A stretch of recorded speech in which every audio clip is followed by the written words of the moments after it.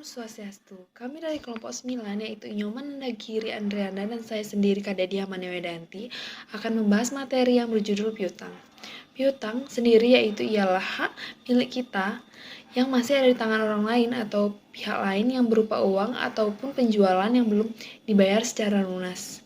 Piutang menurut para ahli, salah satunya yaitu menurut Wibowo dan Abu Bakar Arif. Piutang adalah klaim terhadap sejumlah uang yang diharapkan akan diperoleh pada masa yang akan datang. Piutang sendiri mempunyai perbedaan dengan hutang, yaitu perbedaan antara piutang dengan hutang yaitu yang pertama ada pemilik hutang disebut kreditur, sedangkan pemilik hutang disebut debitur. Yang kedua yaitu dalam pembukuan atau akuntansi, piutang adalah termasuk aktiva lancar, sedangkan hutang termasuk beban, yaitu pasiva yang keberadaannya mengurangi aktiva. Yang ketiga adalah saat menerima piutang, biasanya ada penerimaan tambahan yang disebut dengan bunga piutang. Sedangkan saat membayar hutang, biasanya ada tambahan beban yang disebut dengan beban bunga. Ciri-ciri piutang sendiri memiliki 3, yaitu yang pertama memiliki nilai jatuh tempo.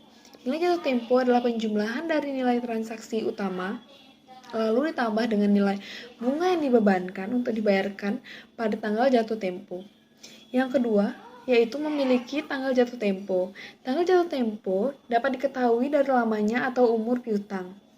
Umumnya, penjual menggunakan 2 jenis pengukuran umum, yaitu bulan dan hari. Yang ketiga, terdapat bunga yang berlaku. Piutang dapat terjadi dikarenakan pembeli memutuskan melakukan transaksi secara kredit, dan hasil ini menimbulkan bunga.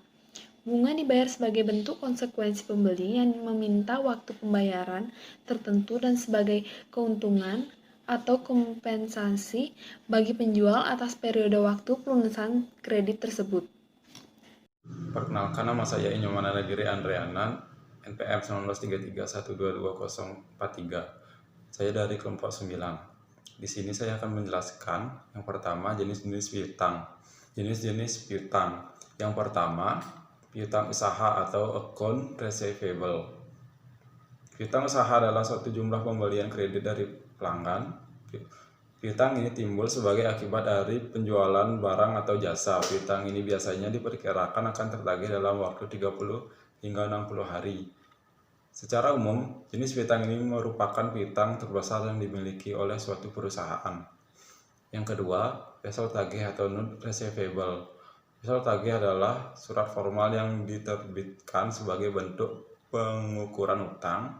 Wesel tagih biasanya memiliki waktu tagih antara 60 hingga 90 hari atau lebih lama serta mewajibkan pihak yang berutang untuk membayar bunga.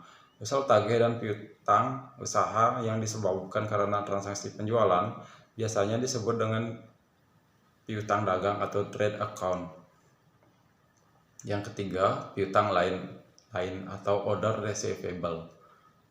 Piutang lain-lain merupakan piutang yang mencakup selain piutang dagang, contohnya piutang bunga, piutang gaji, uang muka karyawan, dan restitusi pajak.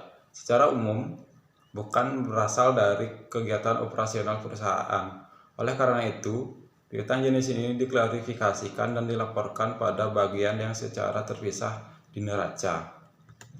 Selanjutnya, klarifikasi piutang. Yang pertama, piutang dagang. Yang termasuk piutang dagang yaitu piutang usaha atau account receivable dan wesel tagih atau note receivable. Piutang usaha merupakan piutang dagang yang tidak dijamin dengan rekening terbuka. Piutang jenis ini adalah perluasan kredit jangka pendek bagi pelanggan dan tempo pembayarannya berkisar 30 hingga 90 hari. Sedangkan wesel tagih dikuatkan dengan janji tertulis untuk membayar transaksi jual beli yang telah dilakukannya. Yang kedua, piutang bukan dagang. Yang termasuk piutang bukan dagang antara lain, yang pertama, penjualan surat berharga atau kepemilikan selain barang atau jasa. Yang kedua, uang muka bagi pemegang saham, direktur, pejabat karyawan, dan perusahaan afiliasi. Yang ketiga, pembayaran di awal pembelian. Yang keempat, tuntutan atas kerugian atau kerusakan produk. Yang kelima, saham yang harus disetor.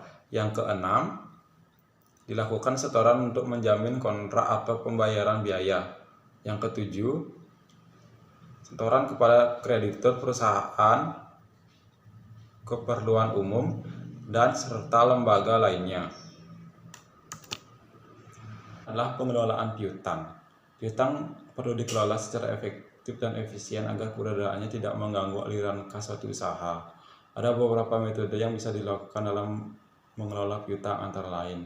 Yang pertama, standar kredit, yaitu kualitas kelayakan minimal kredit seorang pemohon kredit. Standar kredit harus dibuat oleh suatu atau sebuah perusahaan agar manfaat yang diperoleh bisa lebih tinggi dari biaya akibat adanya standar tersebut. Adanya standar kredit bisa membantu menaikkan penjualan perusahaan secara kredit dengan tetap menjaga kemungkinan risiko piutang tak tertagih. Yang kedua, syarat kredit, yaitu penetapan jangka waktu pemberian kredit termasuk juga potongan kredit apabila adanya pembayaran sebelum tanggal jatuh tempo. Yang ketiga, kebijakan kredit dan pengumpulan piutang, meliputi jenis-jenis keputusan sebagai berikut: persyaratan khusus, potongan tunai, dan juga tingkat pengeluaran untuk pengumpulan piutang. Sekian presentasi dari kami kelompok 9. Jika ada materi atau penjelasan yang kurang dimengerti, bisa ditanyakan di kolom diskusi. Terima kasih.